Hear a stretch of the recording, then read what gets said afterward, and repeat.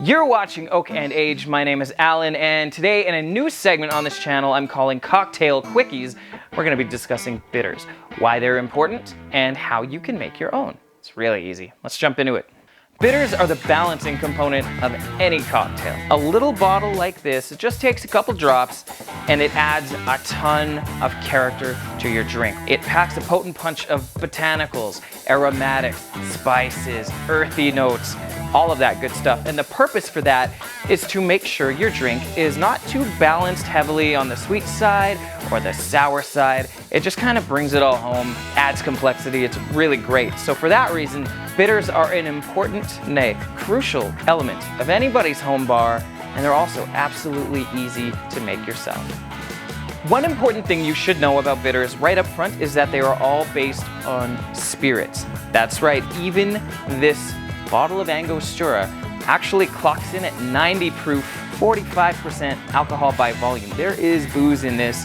You just don't want to drink it because it's really bitter. But the alcohol plays a crucial role because it helps draw out all of those flavors that you're trying to infuse. When you put your roots and your herbs, your botanicals, all of the spices in, the alcohol is what draws those flavors out. You want to start with a neutral grain spirit. You could use a vodka, but the higher the proof, generally speaking, the more flavor you're gonna coax out of your ingredients. So for that reason, I like Everclear. Wait, I said I like Everclear out loud. I wonder if my fans are gonna think I have no credibility as a whiskey reviewer. I just remembered that I actually don't have any fans.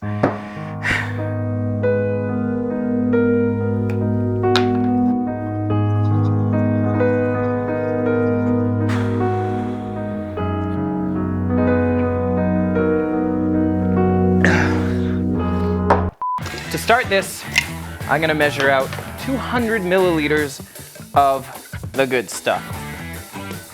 They wouldn't be called bitters if not for a bitter component. I'm going to use gentian root. This is the most common ingredient used to make cocktail bitters, and it is supremely bitter. So we don't need very much at all. Oh! Why did you let me put that in my mouth? Like I said, we don't need much. They are extremely bitter. I'm just using a quarter teaspoon. The next thing I'm gonna introduce is my primary flavor.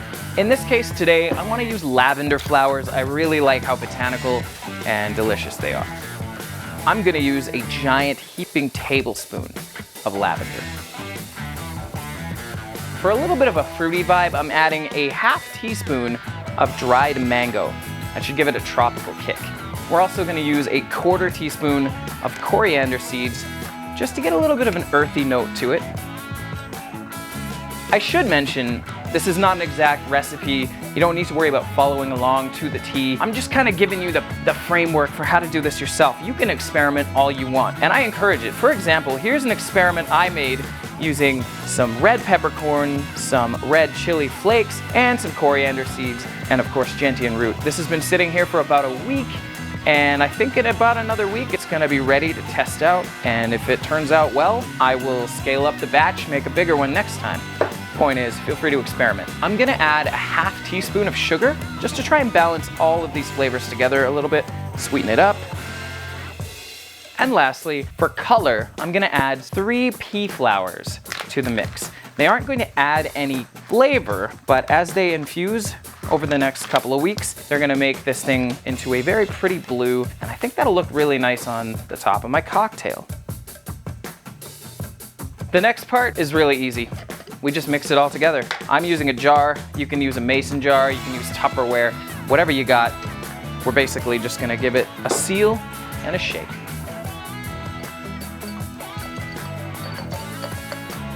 The last thing I'm gonna do, because Everclear is really strong, is I'm just gonna add 50 milliliters of water just to dilute it slightly. That actually smells fucking good. Now all we have to do is shake it and leave it alone. It takes a couple of weeks for those flavors to kind of infuse and develop, but we don't have a couple of weeks. So thanks to the magic of this here space-time continuum rift, gonna reach 2 weeks into the future.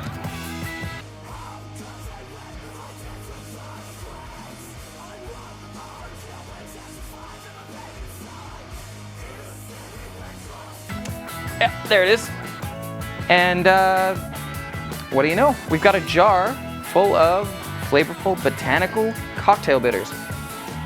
Smells amazing. Smells, oh, that lavender hit. This is gonna be excellent. This beautiful colors coming from those pea flowers we added and also the lavender. I'm happy with this. So now we just have to strain it. I'm gonna use a tea strainer. You can use a cheesecloth, coffee filter, whatever you've got. I'm just gonna strain it into my measuring cup. And you can discard the solids. And then I like to use these little glass containers with eyedroppers. Just pour that in. And there we go. That's your bitters done. Now all we have to do is test it out on a cocktail. And there we have it. Homemade bitters in a nice gin cocktail in this case.